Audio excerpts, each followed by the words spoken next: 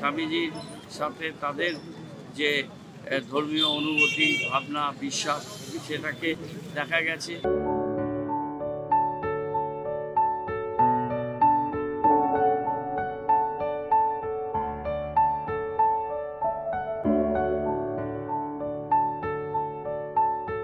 গোটা রাজ্যের পাশাপাশি শিলিগুড়িতেও শ্রদ্ধার সঙ্গে পালিত হল স্বামী বিবেকানন্দের ১৬২তম জন্মদিবস।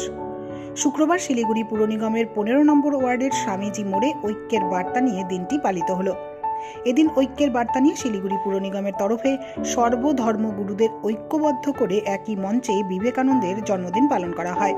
এদিন স্বামীজি মোড়ে বিবেকানন্দের পূর্ণাঙ্গ মূর্তিতে মাল্যদান করার পাশাপাশি পুষ্পার্ঘ্য অর্পণ করা হয়।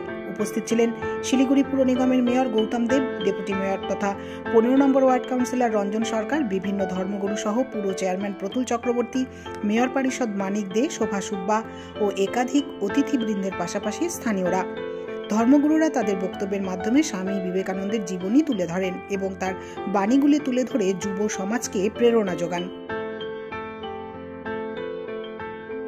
১৬২তম আবির্ভাব দিবস, সেদিন আমরা আমাদের বিভিন্ন ধর্ম এবং শিক্ষার সাথে যারা যুক্ত তাদের ডেকে নিয়ে এসেছি। আমরা আহ্বান করেছিলাম, তারা এসছেন এবং তারা স্বামীজির সাথে তাদের যে ধর্মীয় অনুভূতি, ভাবনা, বিশ্বাস সেটাকে দেখা গেছে যে প্রত্যেকটা ধর্মই তার মূল বাণী হচ্ছে মানব কল্যাণ, মানবের উন্নয়ন, ভেদাভেদের বাইরে গিয়ে সর্বধর্ম সমন্বয়, সেই কথাটাই কিন্তু ওনারা বলার চেষ্টা করেছেন। আমরা পুর নিগম থেকে আমরা সেভাবেই আমরা চলার চেষ্টা করি।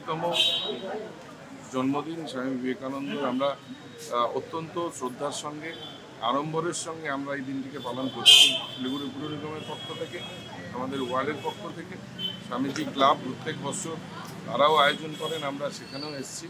এরপরে আমাদের যে শিলিগুড়ি পুর নিগমের যে আমাদের যেখানে আমরা মনীষীদেরকে সম্মান জানাই সারা বছর ধরে, সেখানে সম্মান জানাবো।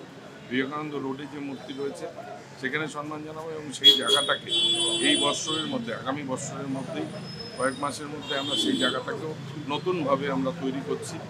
শিলিগুড়িতে আমরা এই পুর নিগমে আসবার পর থেকে আমরা চেষ্টা করেছি যে আমাদের যারা মহাপুরুষরা রয়েছেন, মহামানবরা রয়েছেন, আমাদের দেশের, জাতির এবং আমাদের সমস্ত ধর্মের যে মিলনের ক্ষেত্র এই ভারতবর্ষ, সেই জায়গাটাকে তাদের দেখানো পথে এগিয়ে নিয়ে যেত।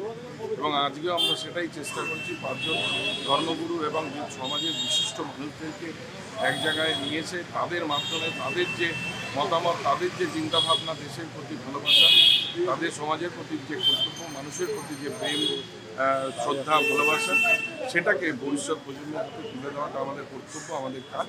এবং সেই কাজটাই আমরা আজকে সারাদিন ধরে করতে চাই এবং তাদের দেখানো পথেই আমরা শিলিগুড়িকে উন্নয়নের রাস্তায় নিয়ে যেতে চাই।